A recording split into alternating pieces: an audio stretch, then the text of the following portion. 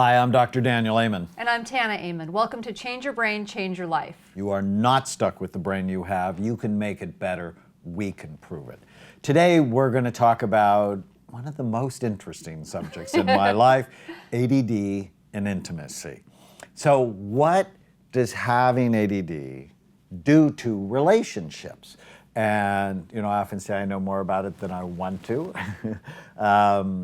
People who've read my book, Healing ADD, or ADD and Intimacy, know that my beautiful wife has ADD. Which I did not believe. 3 of my 4 children. So I know a lot about this, have thought about a lot of this at Amen Clinics. So we've seen well over 50,000 patients over the last 25 years. Half of them have had ADD. Right. And so any issue you can imagine, we've dealt with it. But intimacy is actually one of the most important. Mm-hmm. And if you just think about it, the hallmark symptoms of ADD, short attention span, so you can see how that's going to affect a relationship in a negative way, distractibility, disorganization, often. I often say Tana never met a cabinet door she actually wanted to close, but since people with ADD are really smart, she taught our dog Aslan to close them after her. It's hysterical. Short attention span, distractibility, disorganization, procrastination, and impulse control. So saying or doing things that you might not think all the way through. But you don't have to have all of those, or you may not have them all equally. Right. Not everybody does. Because there's different types of ADD. Disorganization, you bet. Right. She's not late. And a lot of people with ADD tend to be late because they're not organized really well for time. Well, and for example, I don't procrastinate because I have anxiety. Right. So she has one of the subtypes. In my work, I talk about 7 types of ADD, and one of them is anxious ADD. But excitement seeking, yeah, she worked as a neurosurgical ICU nurse. When it is left untreated, it is often that irritation between couples that people don't really understand. And it can devastate relationships. People who have ADD get divorced more. There are more affairs. There are more issues with money. And there are a fair amount of sexual issues. Because, when I lecture, I often say, so what does it require? What does an orgasm require? Focus. You have to pay attention to the feeling long enough in order to make it happen. So there are a lot of sexual issues between couples that if they just get the ADD treated, it'd be helpful, so much more helpful. In addition to that, you're talking about people with ADD who are excitement seeking. So let's be very clear. I'm excitement seeking in a different way. So in I practice martial arts. I like working in a trauma unit. But when you're talking about intimacy and relationships, so if people are, because you treat a lot of sex addicts. So if they're excitement seeking and this is showing up in their relationships, it's not all about just being able to focus on having an orgasm. Sometimes this excitement seeking behavior can show up in the bedroom, and it doesn't work for the other person. Right. In fact, sexuality, really successful sexuality, is a match between 2 brains. So unfortunately, what tends to happen is the low frontal lobe person who is excitement seeking tends to gravitate toward the over-focused person who's not excitement seeking at all. They like ritual. They like it the same way because that's comforting to them, and that can cause some real sexual friction, not in a good way. Right. So, and one thing I think we should point out is this isn't a show about judgment. I mean, this isn't about what's right and what's wrong. It's not a good thing. It's not a bad thing. It's a thing. So we're just here to help maybe sort out why sometimes there's friction. And, it's really about finding that match or understanding if you're already matched, how to make things better. Well, and one of the things we learned early on, because, we're not a perfect match, I mean, I adore you, is it's really, it's not about, oh, she's right or wrong for me. It's about alchemy, And which if you is, want it can to we work. create together what is awesome and amazing? Right. And the bigger question is, do you want it to work? And are you willing to work for it? Because there's just no question.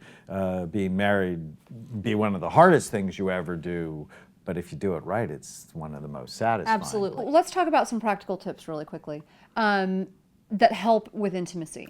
So I have to say, I mean, I'm actually very blessed. I'm very fortunate because I have a partner who is very understanding about this topic. First of all, I didn't even believe I had ADD. I didn't even believe in ADD when I met him. Like it's a religion. Right. It's, for me, it was an excuse for people to not do well in life or fail or whatever. But as I got to know him, I'm like, hey, wait a second. That explains my whole life growing up, right? So I started to understand some of the chaos in my family and my life growing up, and it made sense to me. But one of the things that I really gravitated toward you, just like we alluded to a minute ago, I often refer to Daniel as my rock because he's solid, he's grounding, he's got that very soothing kind of personality. I'm intense. I mean, I'm an intense person, just all the way around. That's just my nature. So I like that about him. I also have to realize in choosing someone like that, he's going to be different from me. So you have to come into this with a little bit of maturity, I think, knowing that it's like, oh, I want this stability.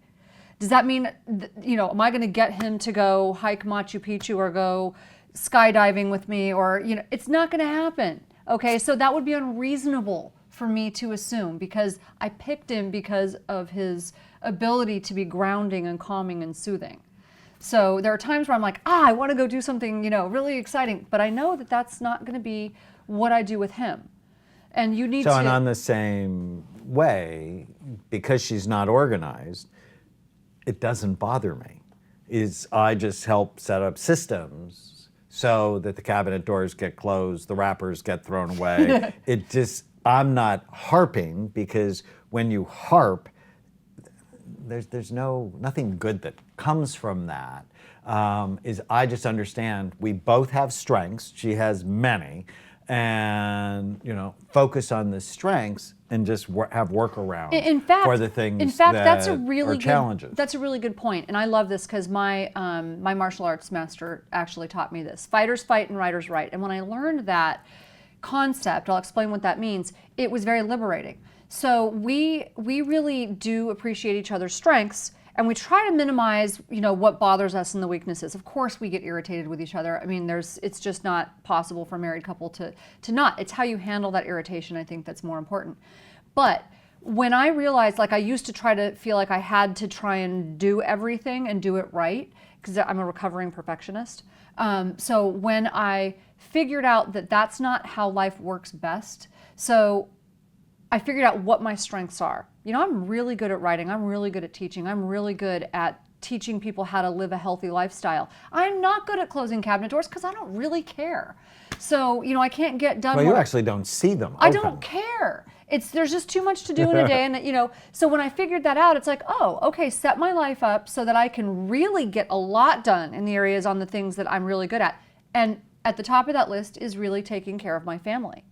So I want to take care of my family. I want to do all these things. If I'm not good at these other things, let me get help over here. And that's where I have a partner who's really understanding. When I go to him and say, look, I want to focus on writing books, on teaching people in our clinics, on spending quality time with you and my daughter, but I just can't do it all, and I'm not good at these things. Can you help me out? Right, so it's the communication part.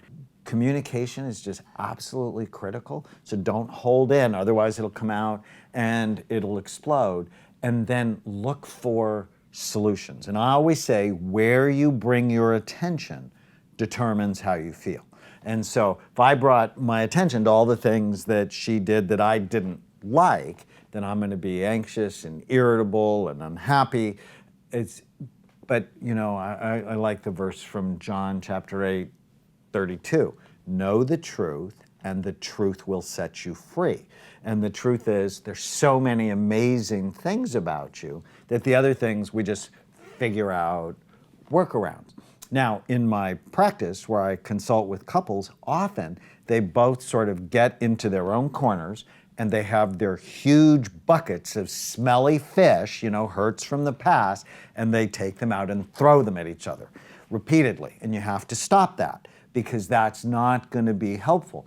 The most helpful exercises I do with my patients is let's talk about why you fell in love. So let's go back. What were the things about that person that you just adored, you felt like you couldn't live without? Because if you focus on the good things, you feel good. If you focus on the bad things, you feel bad and you're infectious. But it's important, so if we talk about physical intimacy, I think one of the things we do is, what do you need? We're really good about talking about it, so I'm not macho, like you should just accept whatever I do. There are a lot of guys like that. Their egos are really fragile, and they're not good at paying attention. Tell me what turns you on. Tell me what you like. What's the right atmosphere?